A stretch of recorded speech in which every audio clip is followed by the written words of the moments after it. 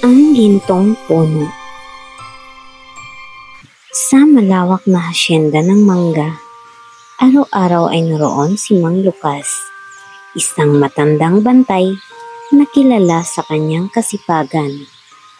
Tuwing umaga, maaga siyang nagigising upang linisin ang paligid, diligan ng mga puno at alagaan ang mga sanga ng mga manggang punong-puno ng bunga. Ngunit sa gitna ng lahat ng mga punong iyon, may isang puno ng mangga na tila kakaiba.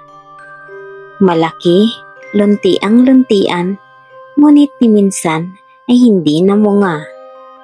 Taon-taon, habang abala ang lahat sa pamimitas, nanatiling tahimik at tila malungkot ang punong iyon. Isang araw, dumating ang may-ari ng hasyenda. "Mang Lucas, putulin mo na ang punong iyan. Sayang ang lupa, walang silbi." Mariing utos nito. Ngunit sagot ni Mang Lucas, "Don Ramon, baka sakaling mamunga rin balang araw. Sayang naman, buhay pa ito."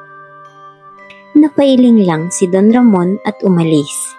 Iniwan kay Mang Lucas ang desisyon.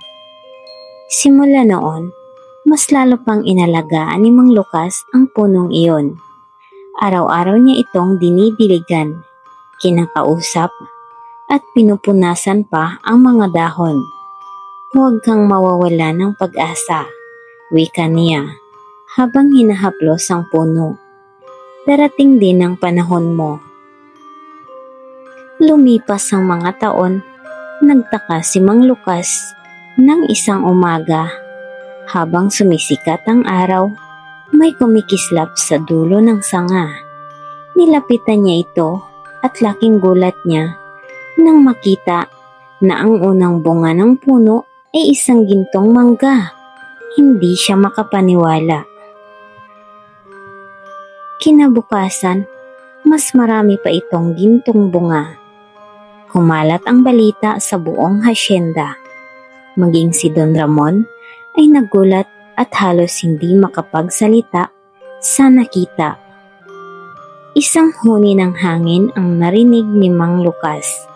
Tila boses mula sa puno mismo. "Salamat, Mang Lucas. Sa iyong pagtsatsaga, hindi mo ako pinutol. Kaya ngayon, ikaw ang aking pagpapalain." Mula noon, bawat pitas ni Mang Lucas ng gintong mangga ay nagdudulot ng kaginhawahan sa kanilang pamumuhay. Naitayo niya ang sarili niyang maliit na taniman. Nakatulong siya sa mga kapitbahay at higit sa lahat, nanatili siyang mapagpakumbaba.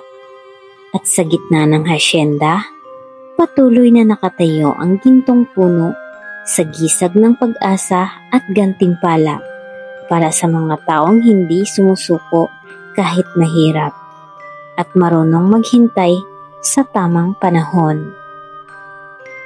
May bunga ang ating pagtitiis at tiyaga. Ang mga bagay na pinaghirapan at inalagaan ng may puso ay nagbibigay ng tunay na ginto, hindi sa kayamanan, kundi sa kabutihan at kasiyahan ng buhay.